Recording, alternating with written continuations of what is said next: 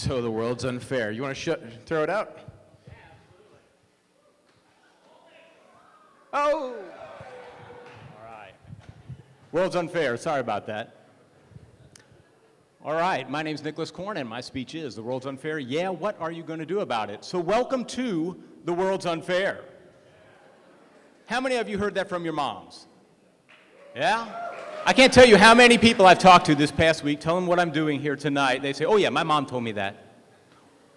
The main ride in the world's unfair is the unfairness wheel. And you probably think, if you think the world's unfair, that you're down here in this car. And the problem is that this wheel doesn't really move. Now, and the reason that with the world's unfair is because there's a big imbalance. And one of the things I've noticed about seesaws, even if they're not gargantuan logs like this, is that no matter where you see them, they're always at an angle. There's never an absolute balance to it. That's because balance, when you think of it as a noun, has absolutely nothing really happening in it. Notice when you see statues like this that show balance of justice or something like that, the scales are empty. There's nothing happening in it. When balance is a verb, then you actually have to do something to create that balance. Balance becomes an action. And like these young ladies, you probably have to bend over backwards to do it. So I want to talk a little bit about unfairness.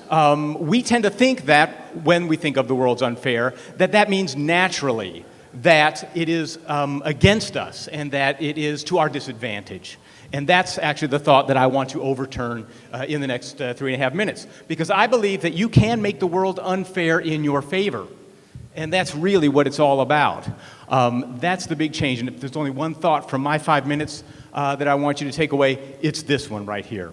But I'm going to give you a few thoughts and strategies around it. First of all, celebrate what you've got. Celebrate what you can do, your network, your skills, your material goods. We have cell phones. Louis XIV didn't have a cell phone, but he lived in Versailles. We've got stuff that has never existed. If you think that by making the world unfair in your favor means that you kind of have to become a competitive monster, I don't think so. I don't necessarily believe that people have to lose in order for me to win, or that when they lose, I win. I believe that creativity is really the key. And that is really what this world has come to, is that we need to be bringing in new solutions, innovations, pieces of ourselves that are a little bit magic. If you want to get competitive, I think you should make your best competition your past self or your present self. That's the person that you need to be better than. And that's the way I try to work it. So not a great movie, but a great thought, I think. Also not a great movie, but this sort of speaks for itself. I do want to say that I think both of these phrases are overused, and I was really thrilled to be able to put them both on the same slide. But yes, win-win is the way to go. Now, I am a little bit old school. I like pinball. And so, of course, I have a few pinball rules of life. And number one is it's better to be the flipper.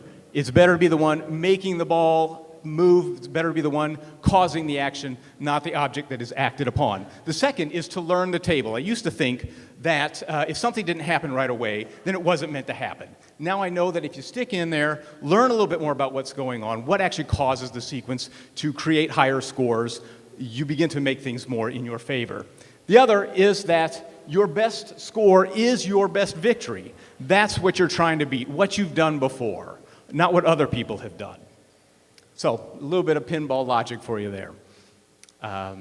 Okay, another idea by Kan Chim and Renee Moberg. Their book is called The Blue Ocean Strategy. One way is to avoid competition altogether.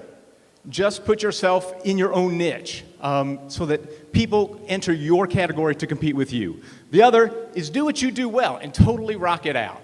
I believe that if you really lean on your own strengths, that is what is going to give you more success and give you the better advantage. Here we go. The other is do unto others what they need done. I sort of have a spin on the entrepreneurial phrase that do what you love and the credit card bills will follow, but if you do this, actually the money will follow. Okay?